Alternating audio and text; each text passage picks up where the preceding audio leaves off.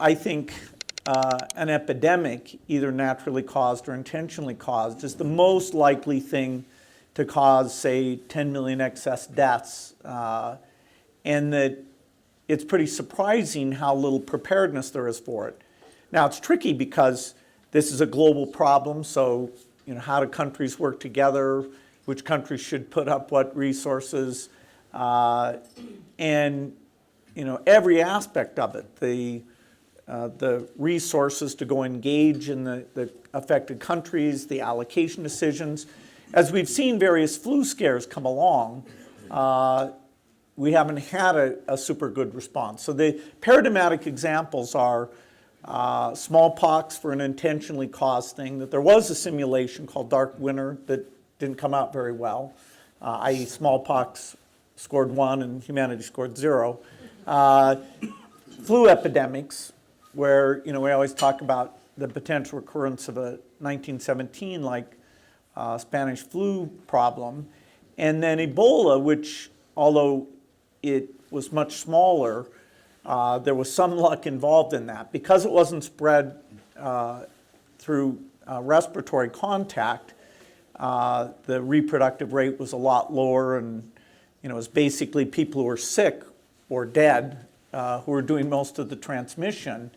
And so through a lot of heroic effort and a little bit of luck, it stayed under control and was largely contained to the 3 countries. But that necessarily wouldn't have been the case. In fact, I think the global health community was a bit surprised because that particular pathogen had been seen in rural settings, and so it never got into large numbers.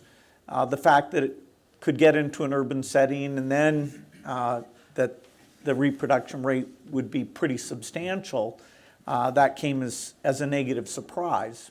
So Bill, you're excited about the technology innovation that's going on around this sort of RNA area. Could you talk us through where we're at, how optimistic you are that we can really accelerate the process of getting a vaccine developed once one of these potential pandemics is being identified? Well, there's no licensed product using these technologies, so they're still, in terms of immunogenicity, duration, some questions to be answered. There's early animal data that shows real promise, and there's a lot of entities, government entities, our foundation and others, who've been working with the pharma companies and new entrants like Moderna and CureVac and saying, okay, what types of diseases would this work for? So if the platform comes along, it will be a valuable tool for the ongoing infectious diseases where we still have a gigantic burden. It'll be valuable for epidemics and potentially as a tool to limit the effect of bioterrorism. So it's very exciting, and yet do we get products out in 2 years, 5 years, or does it prove to be more difficult than we expect? There's still a range of uncertainty. It looks strong enough, though, that we feel very good about CEPI as it is picking some particular pathogens to go after. And I think they published the list of the top 3 that they may bid out to the private sector, favoring responses that are using the new platform, since helping prove out the platform would be one of the primary benefits. But we'd also, if we guess right on those 3, we'd have a stockpile of vaccines that, that's kind of a day 0. Well, they don't get there immediately, but it would fall under the 6-week type scenario. And these aren't pathogens that replicate at the same rate that flu does. So it would make a huge difference if we guess right. But even if we don't, the practice of going through that, what was the approval process? What do the cohorts look like? How generic is the manufacturing? If we're trying to get the right immunogenicity, I think it'll be a very key step in the learning curve. And so CEPI's a step forward. People shouldn't think this alone, is an answer to all these unmet needs around epidemics. In fact, there's a lot of other players like the U.S., UK, China, who are concerned about these things, and whether they've joined CEPI formally or just are working in parallel, we're expecting R&D funding from from a lot of other people to be complementary so that ideally 5 to 10 years from now, not only vaccines, but the other tools as well, our speed of response, our understanding of who should do what when, would be dramatically better than any of our recent challenges, even SARS or some of the. But are you optimistic that we're going to do that? Well, I think CEPI is a step in the right direction. I think it's too bad in a way that we have had to have these epidemics to get us to move, but the timing in terms of the science, the recognition that epidemics don't respect borders, and so whether you're looking at this through a humanitarian lens or a purely domestic lens, these are investments that should be made. I think this is a very positive step. So we've got time for 2 very brief and clear questions from the audience. Anyone like to say anything? Such a distinguished audience. Here we are in the middle. There'll be a microphone coming to you. You just say who you are for those who don't know. Jeff Drazen from the New England Journal of Medicine. So one of the big problems with epidemics is recognizing when it's happening, because you don't get a letter in the mail saying it's now happening. So, and that may be the critical period of time for intervention. By the time we recognize we have a problem, it may be too late. So to what extent do we need to invest in resources to help identify the emergence of something new? And I'm not quite sure exactly what those resources would be, but it seems to me that the timing of recognition so that you can then make the vaccine and deploy is an unknown variable. You're absolutely right.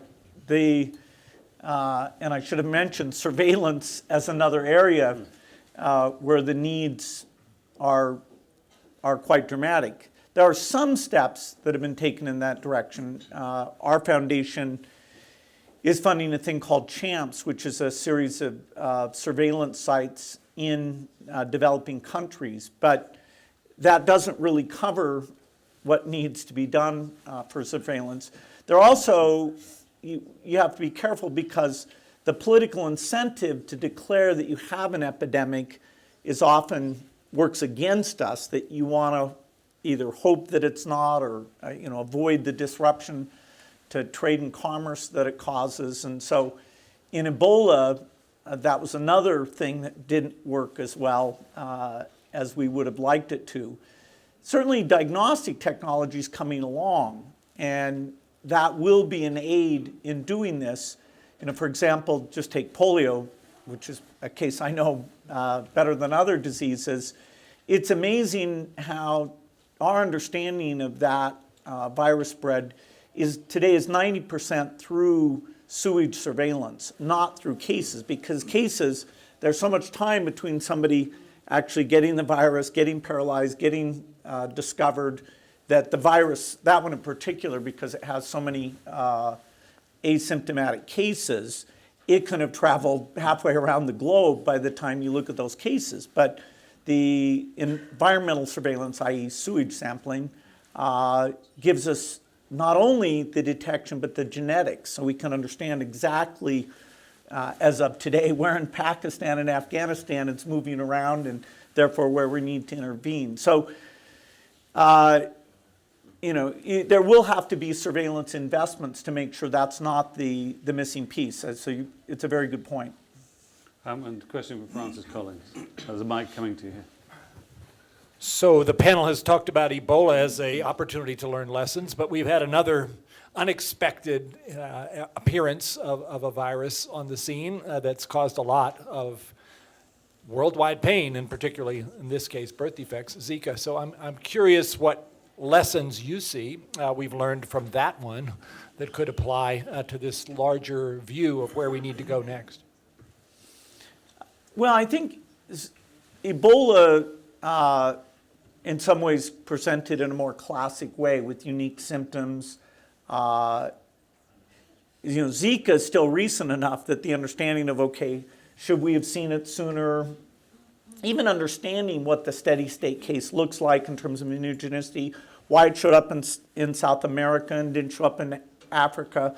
I I know people are hard at work trying to answer these questions. So the lessons from that one, I'm not trying to minimize that one at all, but I think they're less clear than from Ebola. But what about lessons for vaccine development?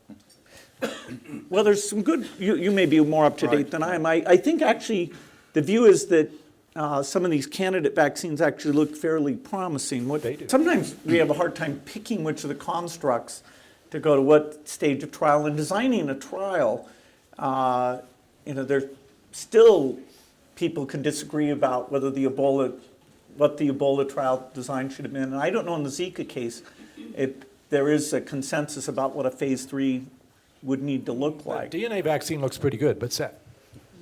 Seth Berkeley. So, Bill, at the end, It's a high-class audience for questions. it's an evolutionary certainty that we will have these types of epidemics. Exactly which one and when, we don't know. What I'm interested in a sense, we're preaching to the converted in this room. What do we need to do to get real political leadership? And when I say real, I know you've talked about it. There's a lot of discussions at the G7 and G20, but it's not at the level that it has been for other threats. And yet this threat is potentially trans-global, could kill 50 million people, 100 million people. So what is it going to take? Is it fear, which of course has its own problem? Is it, how do we get that consortium of adequate finance over a sustained period of time to do all we need to do to improve the surveillance and make sure these things are funded going forward? Well, I think we all want to see that happen. It's hard because budgets are very tight, global cooperation is very tricky. The uncertainties involved are so incredible, I don't think anybody can assign that much of a number to it. The fact that we don't yet have a universal flu vaccine, sort of shows the level of underinvestment, and I think it'd be a good sign if we achieve a universal flu vaccine. That would show a step in the right direction, because the burden, even the ongoing chronic burden of that, is emerging as a very significant health cost, particularly for pregnant women. So giving a TED talk, writing articles, We've done that. do we need to stand on our head? What is it? It's tough, and nobody wants to be the bearer of bad news, and just going around saying at every speech you give, oh, this awful thing is going to happen, because we also need to talk about the incredible success in global health of Gavi and Global Fund and primary health care investments. So we need a very positive message to go with this. But I'll bet if we took a vote here, we'd allocate substantial resources for epidemics. And then how do we get out to a broader set of people? I'm going to the Munich Security Conference partly so that people, I think bioterrorism is this scary thing, but potentially if people understand that the investments against bioterrorism, against natural epidemics, and to improve our situation on the diseases that are out there, that you can get sort of a triple benefit, and not just vaccines, diagnostics, antibodies, antivirals. I think there's a role for all those things, even antibody factory AAV type things, because of the low latency involved, I think has particular promise. So CEPI, and that's one thing we're, I think, trying to do a good job in this announcement, saying that CEPI is a great step, but if people think, okay, put a check mark next to epidemic preparedness, that's overstating what the focus is. And you're optimistic about the new administration understanding how huge this problem could be? I think we should all engage in all the new members of that administration, because I think there's a lot that's up in the air, more than is typical.